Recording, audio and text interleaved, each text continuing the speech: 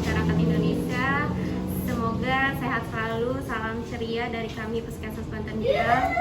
Dengan adanya kasus atau pandemi COVID saat ini mengalihkan kebiasaan atau mengalihkan perubahan kehidupan baru yang biasa disebut dengan new normal. Normal ini kebiasaan yang sering dilakukan oleh masyarakat, namun saja masyarakat masih saja lupa ya, dengan adanya kegiatan itu.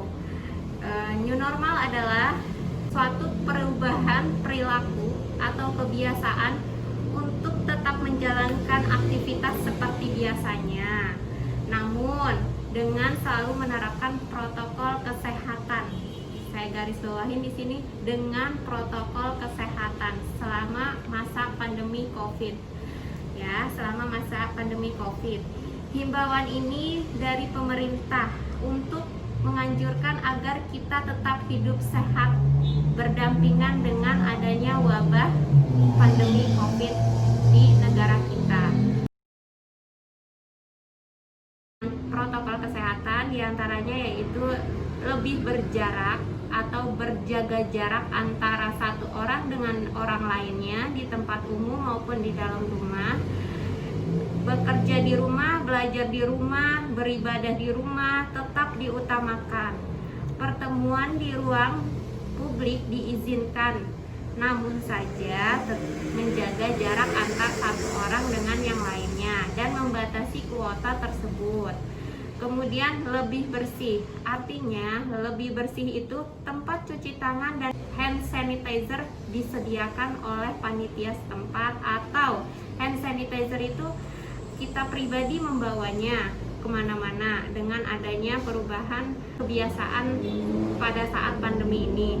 Kemudian penggunaan masker, jadi setiap keluar rumah harus memakai masker karena kita tidak tahu orang-orang di sekitar kita itu sehat ataupun tidak sehat ya, baik kita tertular ataupun baik kita juga menularkan, kita tidak tahu.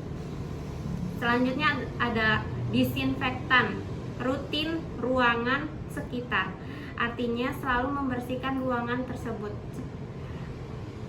Selanjutnya ada lebih sedikit, sedapat mungkin diminimalkan bekerja belajar dengan adanya sistem di rumah, artinya tidak membatasi kegiatan yang seharusnya sudah dilaksanakan seperti biasanya, namun saja kegiatan itu dilakukan bisa di rumah, kayak misalnya kerja bisa di rumah melalui secara online, sekolah melalui secara online. Rapid test yaitu pengambilan sampel darah, memasukkan ke alat uji, kemudian diteteskan menggunakan cairan sampel yang sudah diteteskan darah tersebut. Lain halnya dengan PCR test atau swab yang dikenal dengan swab. Swab yaitu mengusap ke bagian belakang hidung dan tenggorokan, kemudian memasukkan sampel ke dalam tabung menggunakan tabung CTM direkatkan oleh para film, kemudian uji lab sampel dikirim ke lab Kesda yang sudah ditunjuk. Rapid test ini bukan salah satu menentukan hasil dari COVID ataupun tidak, ataupun bukan COVID. Rapid test hanya menentukan sistem imun di dalam tubuh kita. Ada dua, yaitu IgG sama IgM. Nah, kalau misalnya memeriksa imunologi IgG dan IgM, keduanya adalah antibodi IgG yang paling banyak di darah dan cairan tubuh, namun IgM terbentuk saat pertama kali terinfeksi virus. Jadi tahapan rapid test itu ada sampel darah diambil, sampel diteteskan di alat rapid test, kemudian cairan dengan diteteskan di tempat yang sama, tunggu hasilnya 10-15 menit.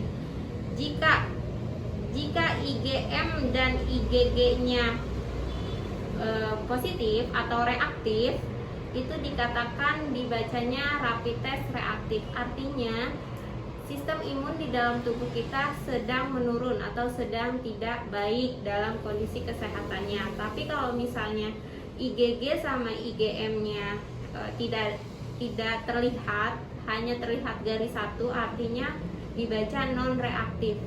Apa sih yang harus dilakukan pada saat rapid test atau rapid test itu hasilnya reaktif atau positif?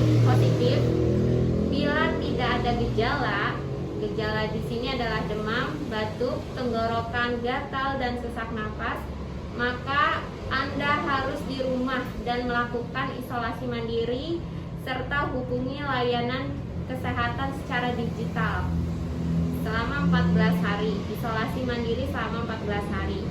Bila muncul gejala selama 14 hari tersebut, gejalanya ada demam, batuk, tenggorokan gatal, dan sesak nafas yang memberatkan, segera hubungi fasilitas kesehatan untuk pemeriksaan lebih lanjut melalui digital. Selanjutnya, bila Anda memerlukan konsultasi, dapat menghubungi layanan digital seperti WA atau SMS yang punya puskesmas kita, yaitu Puskesmas Banten Girang. Ada Instagram, ada Facebook, ada WA, bisa dihubungi melalui WA tersebut. Penemuan kasus COVID sampai saat ini, sampai tanggal 29 Juli 2020 di wilayah Puskesmas Banten Girang terhitung. Dalung ada jumlahnya, untuk OTG ada 3, Gelam OTG-nya ada 1, Karundang OTG-nya ada 3, Tembong OTG-nya ada 10, jumlahnya ada 17. Nah, untuk ODP, Dalung ada 13, Gelam ada 7, Karundang ada 2, Tembong 32, jumlahnya 54. Semuanya dalam keadaan selesai pemantauan. Selanjutnya ada PDP.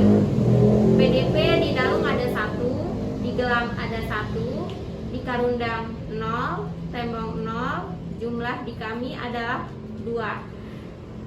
Keadaannya atau statusnya selesai, pulang dari rumah sakit dan sudah melakukan isolasi mandiri selama 14 hari. Selanjutnya ada pasien terkonfirmasi positif. Untuk saat ini di kami ada 1 orang, yaitu dari Kelurahan Tembong. Sampai tanggal 29 Juli, pasien tersebut sudah dinyatakan sehat karena sudah pulang dari rawat inap di RSUD Banten. Pada tanggal 16 Juli dinyatakan positif dan pulang pada tanggal 26 sudah dirumahkan dan melakukan isolasi mandiri selama 14 hari.